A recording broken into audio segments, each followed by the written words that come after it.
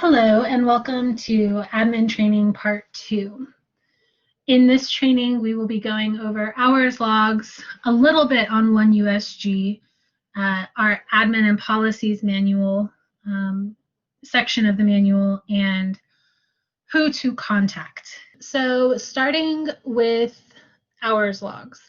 All of you should have received an hours log, but just in case, we'll go in through the supplemental instruction course in D2L and click on Facilitator Files, General SI Facilitator Files, and then New Hours Log. You will want to download this form, and it will open up. Okay. Enable editing.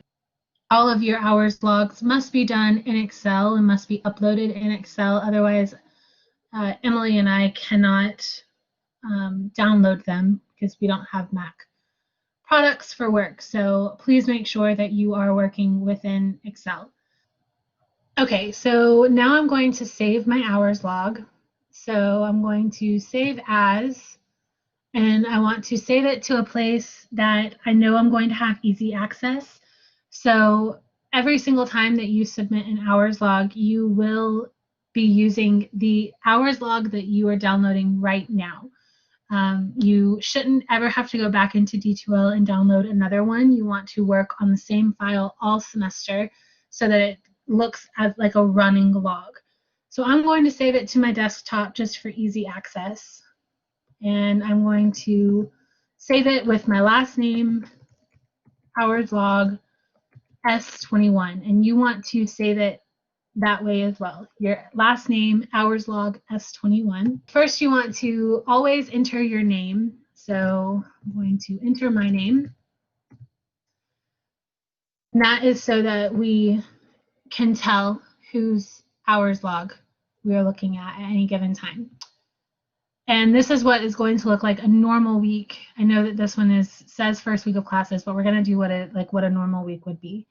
So you'll go in and you'll click on the date. So on Sunday, I'm going to do my planning. So I'll go over here and do planning. I'm going to do that from 3 p.m. to 4 p.m. You always want to put your times.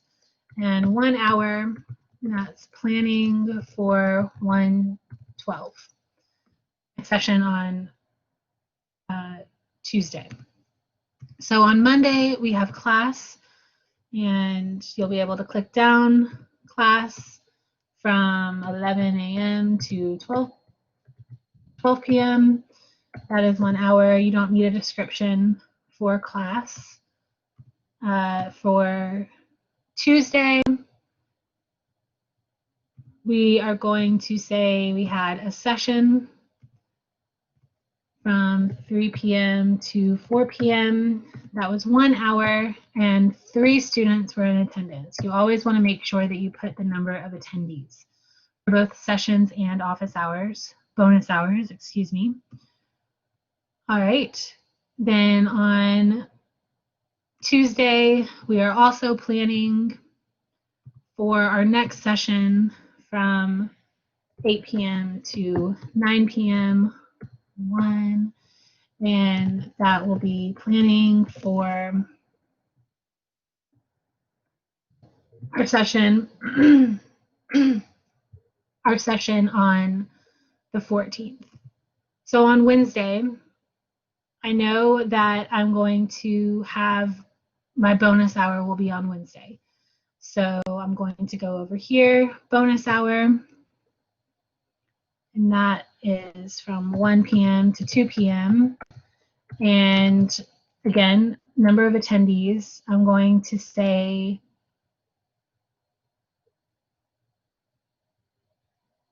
0 attendees. And if you put 0, you need to put the description of what you did during that hour. So reviewed and pulled facilitator, past facilitator files for bonus hour. So that tells us, okay, so for a bonus hour, you went in and like reviewed some materials and pulled those out. Okay, excuse me. All right, and then, oh, wait a second. There's, I forgot to put in class because my class is on Monday, Wednesday, Friday. So you always want to make sure that your hours logs are in sequential order. And this is because Emily and I use these hours logs when we are inputting your hours into OneUSG.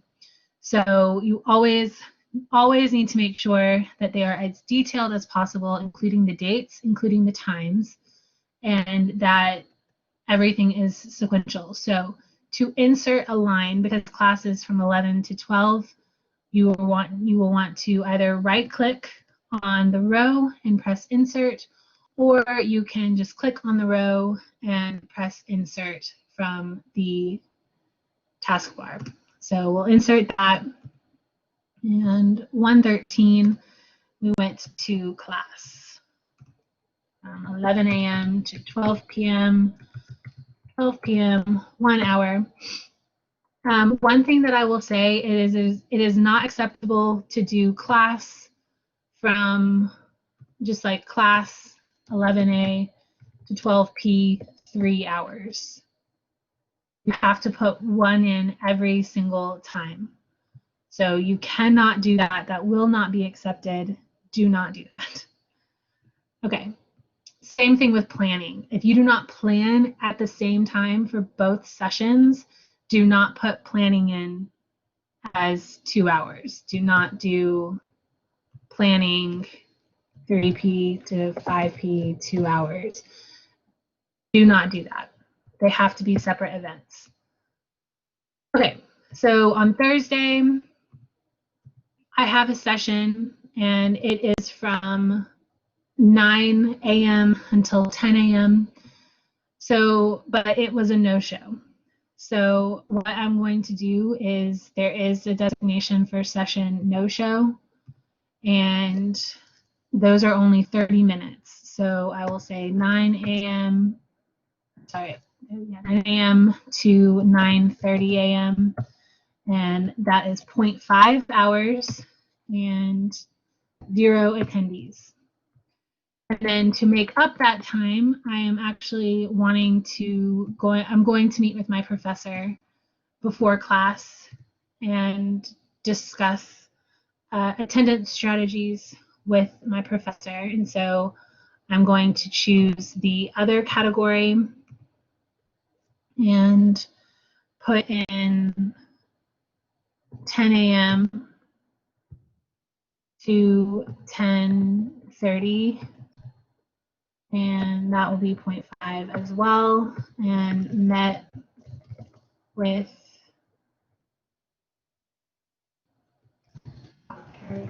oops. All right, and then I'm out of lines, but that's okay. I can go in. I need at least 2 more lines to make the rest of my week. So I'm going to say Friday, I had class from 11 to 12. That was 1 hour. And then I also had biweekly on the 15th. So I'm going in, that was from 12 to 1 and 1 hour. Okay, so a normal week with biweeklies will be 9 hours. At the beginning of this semester, we are allowing for additional planning hours, but there are stipulations with that, and it's not something that will carry on throughout the rest of the semester, really only for a few weeks. Just in general, you really don't want to claim any less than 8 or really any more than 10 to 12. And again, those hours will go down as we move further into this semester and everybody starts to get a little bit of the hang of things. So really you want to keep your hours between 8 and 9. Those are the intended hours that you will have, and that's what you want to look at. Obviously, sometimes you will have other meetings here and there that will add time, but generally you'll want to stick 8 hours normally, 9 hours with biweekly. And then also you'll use any time that you are not in session or bonus hour because it was a no-show or whatever that might be to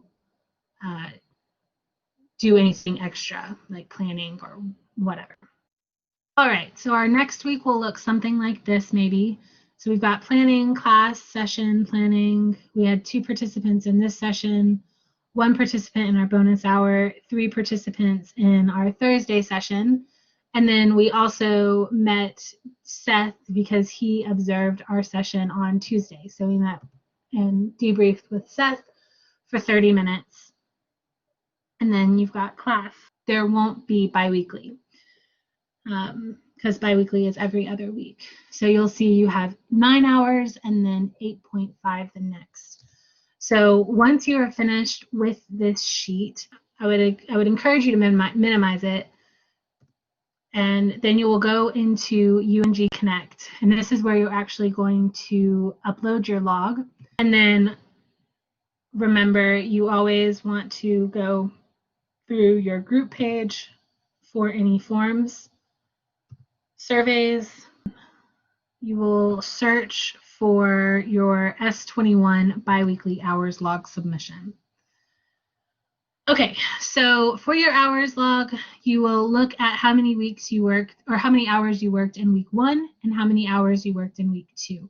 So you can look back at your hours log and see week 1, I worked 9, and week 2, I worked 8.5. You always want to make sure that what you put in your hours log submission matches what is actually tallied up in your hours log. All right, so in week 1, I worked 9. In week 2, I worked 8.5. Okay.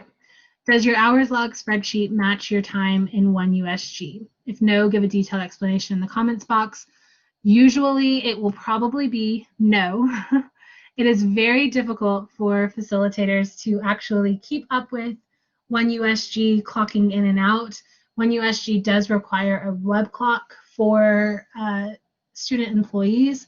And so, again, remembering to clock in and then clock out, especially when you're trying to move from one activity to the next, can be very difficult. And honestly, it's the last thing that we want you to worry about.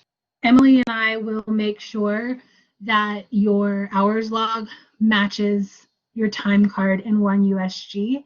So clocking in and out in OneUSG is not super high priority for us. We would rather your hours log be correct and turned in on time. Hours logs, just so you know, are due on Fridays by 5:30. So you always want to make sure that your hours logs are in by Fridays at 5:30 of that pay period. So remember where the highlights are. So hours would be due Friday the 22nd at 5:30. Okay, so if they're not correct, all you have to do is just say add 17.5 hours. If you haven't logged any hours, add that many hours. That's all you have to say. If you forgot to clock out one day, you can subtract 117 hours. That's fine.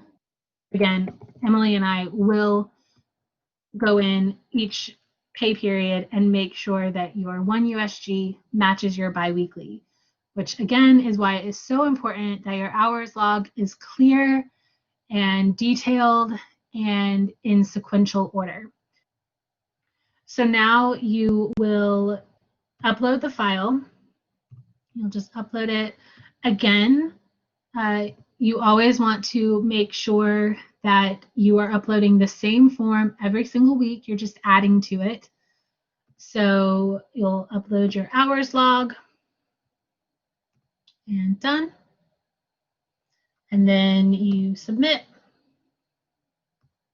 and go back home. Okay, so that's how you actually submit your hours logs in UNG Connect. OneUSG, OneUSG is important. That is where all of your employee information lives. And so you want to make sure that you can get into OneUSG. That is how you will set up your direct deposit information. But again, as far as keeping up with OneUSG and making sure that you're clocking in and out, that's not super high on our priority list, but making sure that your hours logs are turned in at the deadline and turned in correctly is very high on our priorities list. So for OneUSG, you can get to OneUSG. I honestly just search UNG HR OneUSG, and that will take you to this webpage. And you'll be able to log in from there. So you'll go into OneUSG connect, and it will take you here, and you'll sign on just like normal. Honestly, I don't know a whole lot about OneUSG. This is not my area of expertise. I really wish I could help, but other than entering in my own hours, which looks very different from how you do it, and then approving your hours and fixing your hours, I really don't know a whole lot about OneUSG. And I definitely don't know about it from the student perspective.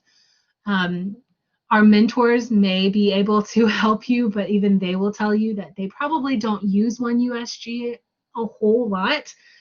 But if you do have any questions about OneUSG, Human Resources does have a number of training materials on how to use this system.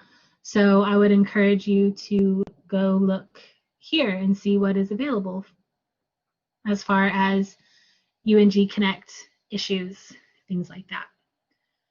Again, I really wish I could give you more information about OneUSG, but there's really not a whole lot else to say about it. Because again, I don't have access to what you will see. None of the mentors have access to it right now. I don't think. They said they did not.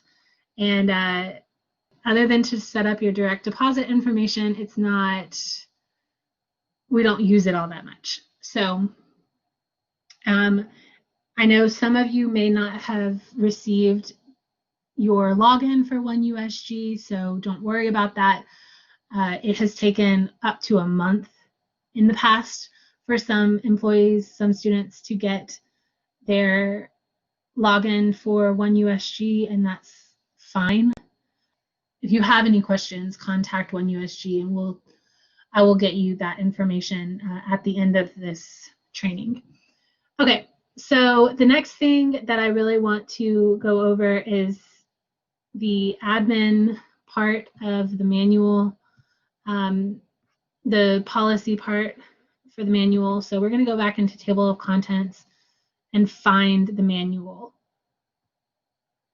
So under training files and then facilitator manual. Okay, so the admin tasks part of the manual, pretty much everything that you need to know for admin tasks is at this point. So I will just actually go over there real quick, just so that y'all can kind of see if you have not seen this already, but you've got what each week of work should look like each week, then how to use UNG Connect, the different forms that you have.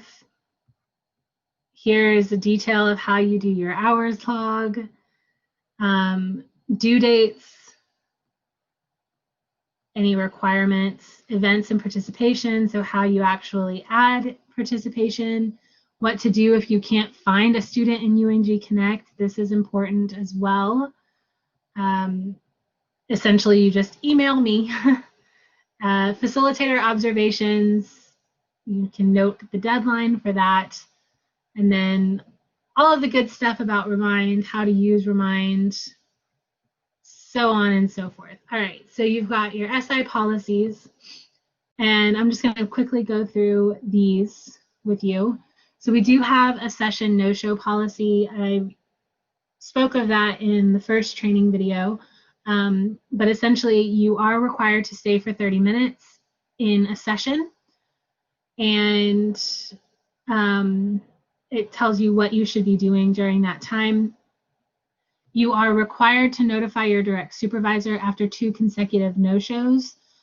So that is basically me, and what we will do is just have a meeting and talk about like steps moving forward.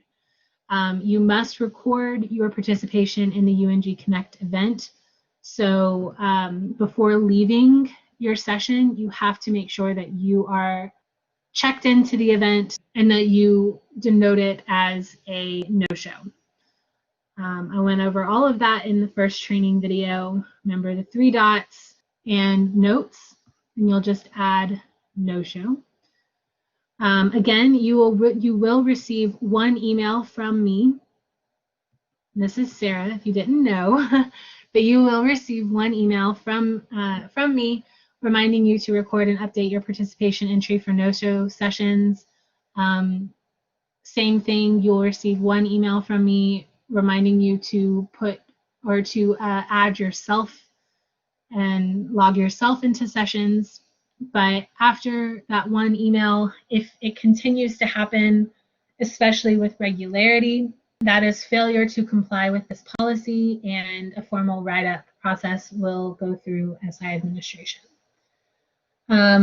We also talked about reschedules in the first training video. So they must be made at least a week in advance. Okay. We do not regularly schedule or reschedule for test reviews. Again, if you are holding a session, your normal session, right before a test, like it just naturally falls right before a test, that is when we will allow a reschedule, just because we do not want to hold sessions right before a test. You always want to give that 48 hours so that students can go home and prepare for that test. You are allowed a maximum of 4 reschedules per semester. Okay, we do have a performance improvement policy, and this is essentially where we notice something is happening, and we will bring you in to meet with us. I want to highlight this part. We expect facilitators to work and grow throughout their time in the program in an effort to provide the best support for University of North Georgia students. If the SI team does not see growth in an area that has been previously discussed, the facilitator will be required to attend a meeting with supplemental instruction and administration in order to establish a formal performance improvement plan. And then it kind of goes on from there. But essentially what that means is that if we give you feedback, constructive feedback for something that you can and should improve, and we cannot see that you are trying to improve in that way, and you are taking concrete actions to improve, then that is where a performance improvement plan comes in. So some of them are failure to accurately record session participation, reschedule requests, so you've done too many of them or you're not submitting them in time, consistent no-shows, and especially if we're not seeing you try to get participation in any way, inconsistent communication or lack thereof.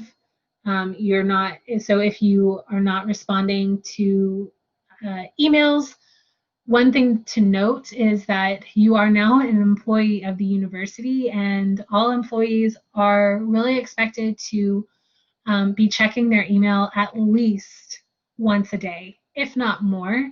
And just as a general rule, every email should be responded to within 48 hours just in general, so 2 business days. We expect that from you, and you should expect that from us as well. So it is never a problem to follow up on an email if you have not received a response within 48 hours. Please do not follow up within a couple of hours waiting for a response, because sometimes that's just not going to be a thing. But within 48 hours, if you have not received a response, we do hope that you will follow up on your email, and we will do the same, but that should not happen often. No shows to meetings with members of the SI admin team or biweekly meetings, so that includes your mentors. We always try to be respectful of your time, and we expect the same in return. And so do not no-show to a meeting. If you have to reschedule a meeting, please make sure that you notify whoever that meeting is with in enough time. And then you've also got biweekly. The biweekly meetings are mandatory every single week. And if you do not attend and you have not received permission from your supervisor to be absent, that is considered a no-call, no-show. We do take those seriously, and multiple no-call, no-shows will likely result in you not being invited to return for the next semester. So always make sure, the biggest thing with us is just communication. If you can't be somewhere, you can't do something, communicate that with us. And when I say with us, I mean your direct supervisors. For new people, your direct supervisor is Sarah. That's me. Okay. And then failure to upload required documents such as planning or weekly hours logs. That's bi-weekly hours, but everyone should be uploading at least 2 plannings every week, so 1 planning per session. And then if you are consistently late on your hours logs, we will be talking to you about that. So all of that leads us into our disciplinary action policy. Hopefully we will not have to use it this semester, but this is essentially a step-by-step. We see something of concern up here, and then we bring you down, and it could lead into disciplinary action. Everybody should have signed a code of ethics statement and a facilitator contract at the beginning of the semester. Hopefully you completely read through that and you know what it says, and so you know what standards you will be held to. You can go through this process, so verbal or written concern, then a formal written reprimand or warning, and then a warning of termination, and then formal termination from the SI department. So usually these go in sequence, but depending on the severity, it does not have to. So again, hopefully nobody will have cause to use that, but just so that you know that it is there. Inventory, if you have any inventory that is you've checked out from the supplemental instruction department, you must return that by the end of the semester. Failure to do so will result in a hold on your account until it is returned or the cost of the items is replaced. And then again, minimum and maximum hours. Everyone should be claiming at least 8 hours a week, 9 hours with biweeklies. You really should do your best to reach these and stay within those hours every week. And that you should never exceed more than 10 just in general throughout the semester.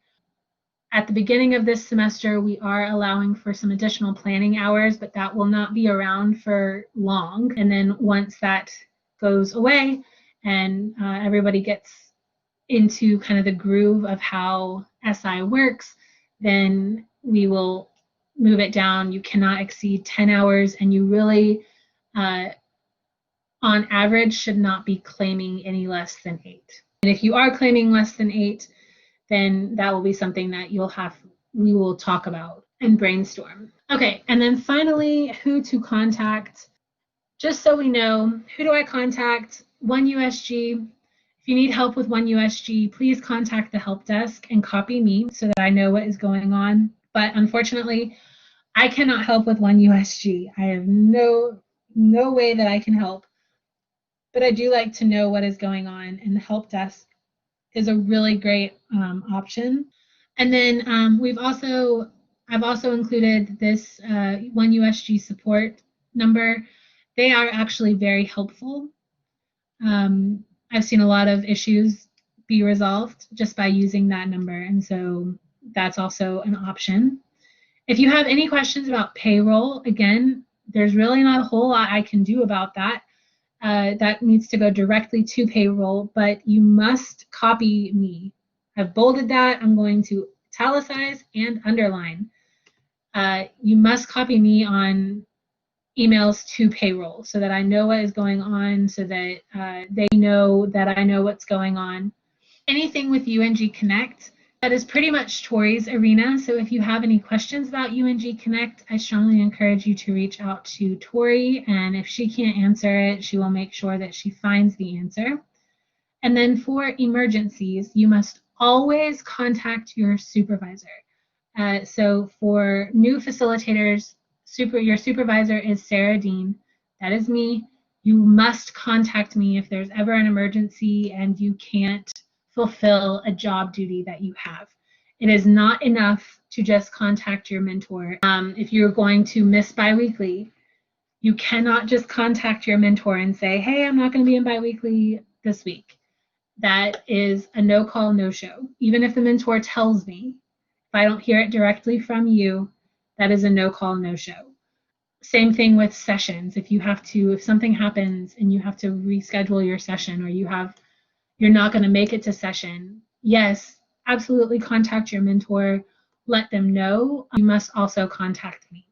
And then this is just kind of a general overview of who do I contact. So I, again, am your supervisor. So in the supervisor role, you will contact me with anything related to your facilitator role or job duties. Any sick or emergency related absences, conflicts with mandatory meetings or trainings, again, biweeklies, you must contact me. Any time card or OneUSG issues, that's where you copy me, and I will make sure that whatever is going on is resolved, even if I can't resolve it. And then any issues in session, classes, or any kind of ethical issue, bring those to me. In SI at UNG, I do all of our data. So anything with participation data, please send that over to me immediately. Do not wait until a couple of weeks down the road to send me participation. Don't let it pile up on you.